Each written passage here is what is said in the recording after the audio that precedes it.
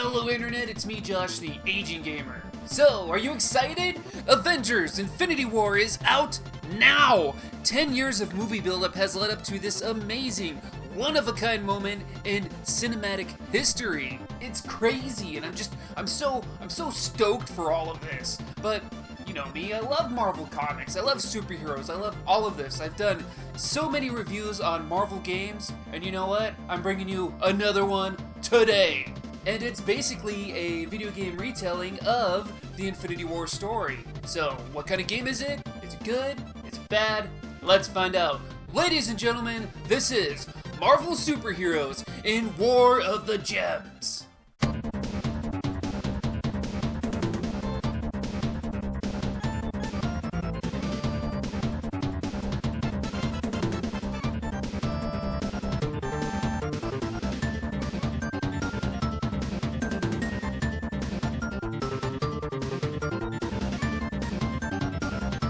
So this game starts off with an introduction to the Infinity Stones, or as this game calls them, the Infinity Gems. It's revealed that someone with bad intentions is attempting to collect them all, and now the fate of the world is up to the Earth's most mightiest heroes. The Incredible Hulk, the Invincible Iron Man, the Amazing Spider-Man, Wolverine, and Captain America. With the help of Adam Warlock, we will locate and recover the gems. So similar to Mega Man, this game lets you pick your stage so you can complete them in any order. You start off with the Amazon, the Boston Aquarium, Alaska, and Dr. Doom's Castle.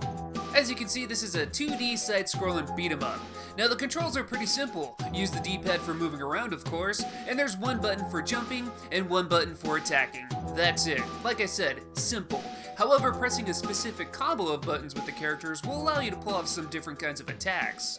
Also, each character plays just a little bit different from each other. Iron Man is the only one with the ability to double jump. Hulk is able to hit real hard, but has the downside of being a bit slower. Spider-Man is a bit weak, but is the fastest character, plus he can climb walls.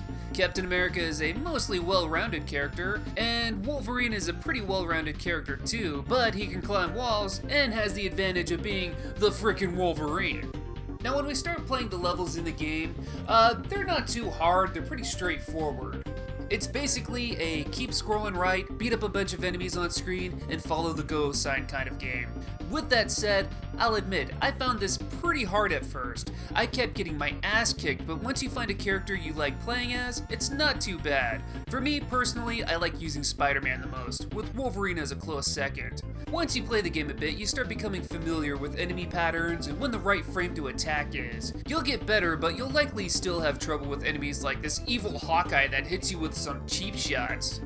Oh yeah, evil Hawkeye. You know, in this game, a lot of the enemies are just evil versions, evil clones of some of Marvel's superheroes. It doesn't make sense, they don't explain how they come to be, but I'll take the cameos. Besides evil Hawkeyes, you'll see evil versions of Alpha Flight members Puck and Sasquatch, as well as She-Hulk. You also see this horned guy known as Daredevil, but he's not like the other Daredevil. You also see these flying dudes and evil versions of some of our playable characters. Look at the spikes on evil Iron Man, that screams 1980s villain. You also fight Dr. Doom at his castle, but he runs away before you can defeat him. So as you complete levels, you might get an Infinity Gem afterwards. By the time you finish the first 4 levels, you should have 2 Infinity Gems.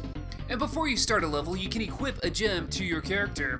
Each gem has a different ability. The Power Gem increases your attack. The Time Gem lets you move faster. The Soul Gem doubles your HP. The Space Gem grants you higher jumps. The Reality Gem reveals more items and levels. And the Mind Gem you'll never use because you don't obtain it until after you beat the game. Moving on in the story though, after completing the first 4 stages, the heroes learn that a villain known as the Magus is also wanting to collect the gems, so the heroes decide to go into a spaceship and fuck him up. Make your way into a ship, destroy some laser shooting doohickeys, and make your way to the Magus and fight him one-on-one. Watch out though, he's actually pretty tough. I honestly found him to be the toughest boss in the whole game. He'll hit you when you get too close, and he'll hit you when you're not close. To make it worse, he can heal himself, and when he's healing himself, he's completely invincible. It's going to be difficult, but you'll have to keep attacking him without giving him the chance to do a damn thing. If you beat him, you'll get a new Infinity Gem and a threatening message from Thanos. We now got 4 more new levels to choose from. First, there's the Arizona Mining Complex, where at the end you'll fight one of those daredevils with his 2 shooty robots. Next level is Mount Vesuvius. Doctor Strange makes a cameo here, granting us our own flying device to fight off an evil Silver Surfer. Not only that, the final boss of the stage is an evil version of the Thing. We'll now make our way to Egypt, where we'll dodge spikes and fight an evil Hulk, and last we'll go to the asteroid belt, which involves a lot of jumping, and our second fight with Dr. Doom. Finish him off for good, and we'll end the stage with a fight with Blackheart. He can be pretty tough to fight, because if you get too close, he'll hit you and teleport away. My strategy is to just stay put, let him teleport to you, then just wail on him. After these levels are completed, Nebula will arrive and attack you in the name of Thanos.